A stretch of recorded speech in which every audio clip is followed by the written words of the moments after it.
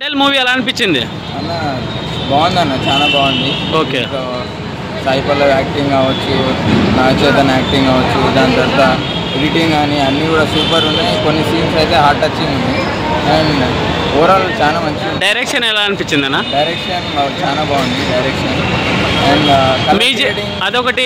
బిజ్జు తల్లి దేవిశ్రీ ప్రసాద్ మ్యూజిక్ ఇచ్చాడు కదా, బ్యాక్గ్రౌండ్ మ్యూజిక్ ఎలా అనిపించింది? దేవిశ్రీ ప్రసాద్ వచ్చినప్పుడు ఆ బ్యాక్గ్రౌండ్ స్కోర్ ఎంటైర్ బీజిఎం వస్తున్నప్పుడు అంతా థియేటర్ అంతా ఒక షేప్ ఉంది.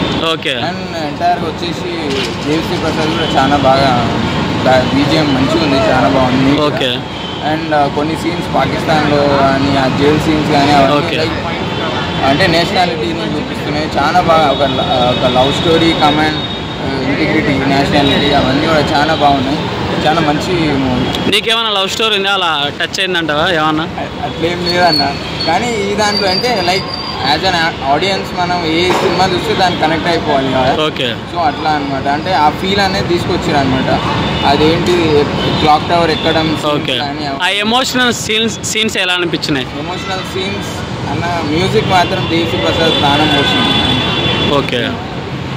అలాగే మొత్తం మూవీ మాత్రం టాప్. And direction number 1. కొన్ని స్లో మోషన్ సీన్స్ ఉన్నాయి. నాగచైతన్య కింద పడిపోయేది, అంటే వెనకకి పడిపోతూ ఉంటాడు నాగచైతన్య పాకిస్తాన్లో జైల్లో. సో ఆ సీన్స్ కావచ్చు, అవన్నీ. కామెడీ సీన్స్ ఏమైనా ఉన్నాయి దాంట్లో? కామెడీ సీన్స్ ఏమైనా ఉన్నాయా? కామెడీ సీన్స్ ఉన్నాయి కానీ మరీ అంత లేవు. ఓకే. అంటే కొన్ని కామెడీ ఉన్నాయి, సాయి పల్లవి కామెడీ చేస్తారు. ఓకే.